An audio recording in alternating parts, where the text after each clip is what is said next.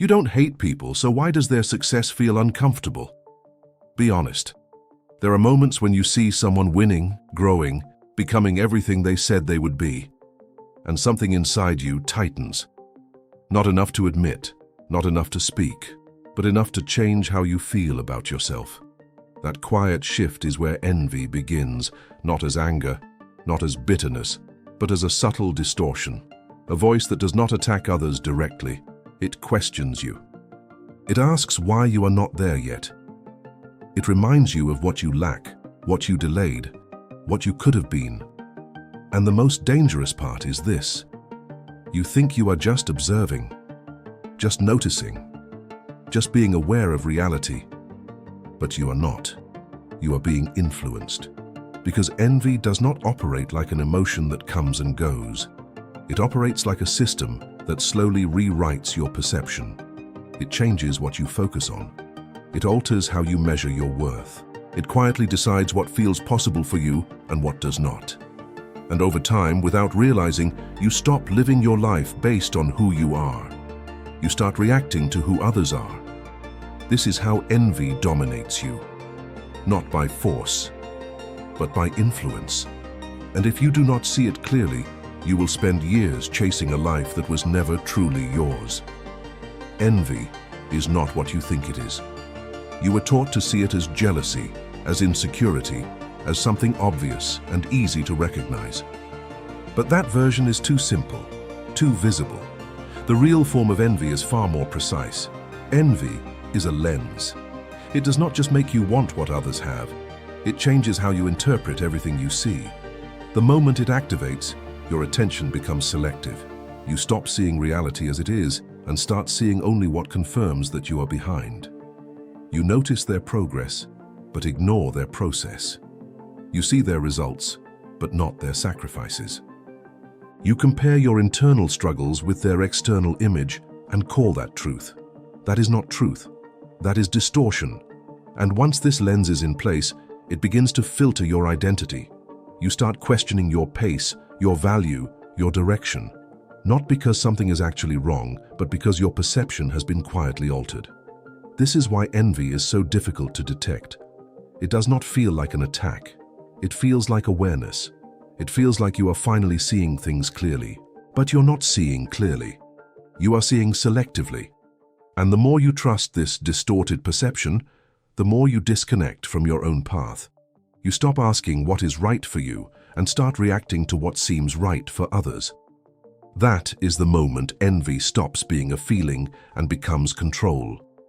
There are forms of envy you have never named, but you have felt them. The first is the kind that hides behind admiration. You look at someone and feel inspired, maybe even motivated. But when the moment passes, something in you feels smaller. You do not question it.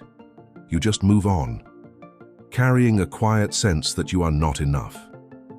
This is not pure inspiration. This is envy disguised as respect. The second form is more defensive.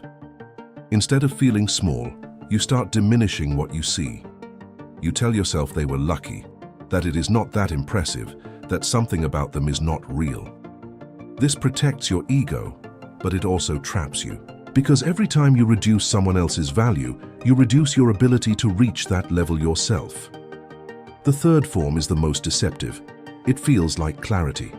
You see what you want, you understand what needs to be done, but you do nothing.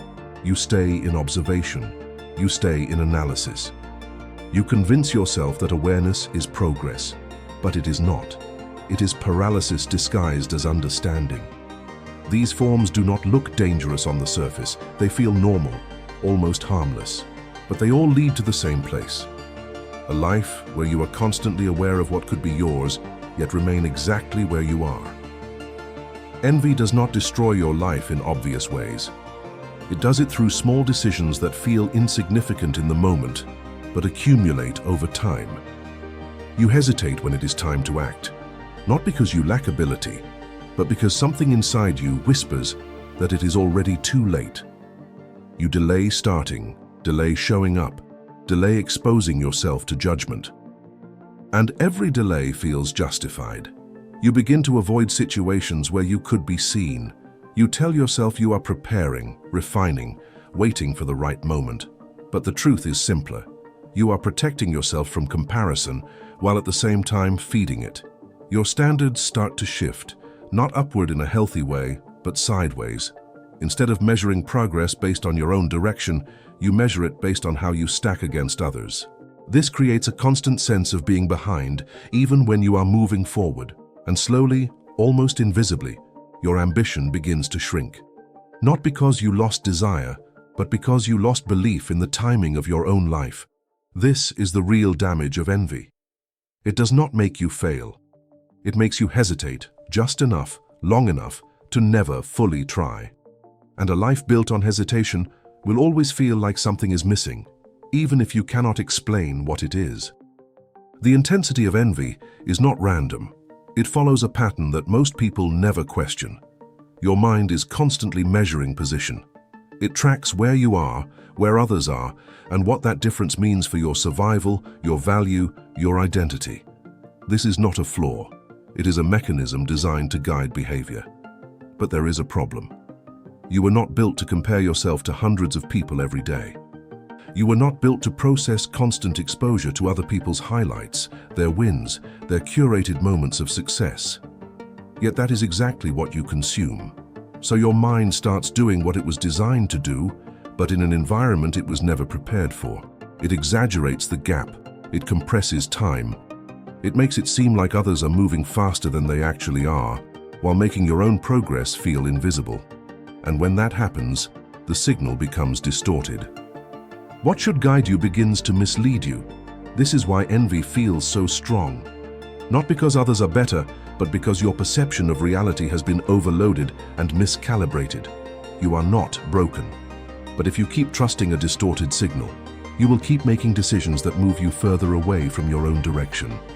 And the longer you stay in that loop, the harder it becomes to recognize that the problem was never your potential. It was what you chose to believe about your position. You do not eliminate envy. You learn how to read it. Every time envy appears, it is pointing at something. Not something random, not something meaningless. It is showing you a direction, but in a distorted language. The mistake is reacting emotionally instead of translating the signal. When you feel that tension, pause and look closer. What exactly is affecting you? Not the person, not their image, but the specific detail that triggered that reaction. Is it their freedom, their discipline, their recognition, their results? Be precise, because hidden inside that reaction is a desire you have not fully owned, something you want but have not clearly defined or have avoided admitting to yourself. Once you see it, the next step is to translate it. What does that thing represent in your life? Not on the surface, but at its core. Freedom may mean control over your time. Recognition may mean validation of your effort. Results may mean proof that your path works. Now the signal becomes clear. And when it is clear, it stops being emotional noise and becomes direction. From there, the question is simple. What action moves you one step closer to that direction? Not 10 steps, not perfection, just one step that breaks the cycle of observation. This is where control shifts. Envy no longer pulls you into comparison. It pushes you into movement. Envy only dominates a mind that has no defined direction. If you do not decide what matters to you, your mind will borrow standards from whoever is visible. And the moment you borrow standards, you lose control over how you measure your own life. This is why you can be progressing and still feel behind, because you are not measuring progress against your path. You are measuring it against someone else's outcome. Clarity changes this completely. When you know what you are building, comparison loses its power. Not because others stop existing, but because they stop being the reference point for your decisions. You no longer need to react to what you see. You evaluate it. You can look at someone ahead of you and feel no tension because their path is not your measure. You can recognize their success without questioning your own position. This is not indifference, it is stability. And stability creates something envy never allows you to have. Consistency. Because once your direction is internal, Your actions stop depending on how you feel about others. They start depending on what you decided for yourself. At that point, envy no longer controls your perception. It becomes irrelevant. You were never behind. That idea only exists when you measure your life through someone else's timeline. And the moment you do that, you create a race that was never meant for you. Look at what envy has been doing this entire time. It did not just make you notice others. It made you forget yourself. It pulled your attention away from your own process and locked it onto outcomes that have nothing to do with your path. And while you were watching, comparing, adjusting your sense of worth based on what you saw, time kept moving. Not against you, but without your full presence. The truth is simple, even if it is uncomfortable. You do not feel behind because you are late. You feel behind because you have been looking sideways for too long. The moment you bring your focus back, something shifts immediately. Not your results, not your external reality, but your position. You are no longer reacting, you are choosing. And when you start choosing again, even small actions begin to rebuild something that envy quietly eroded. Trust in your own direction. Because the life you are meant to build does not require comparison to exist. It only requires clarity and the willingness to move without needing to measure yourself against anyone else. That is where control returns. And that is where your life actually begins.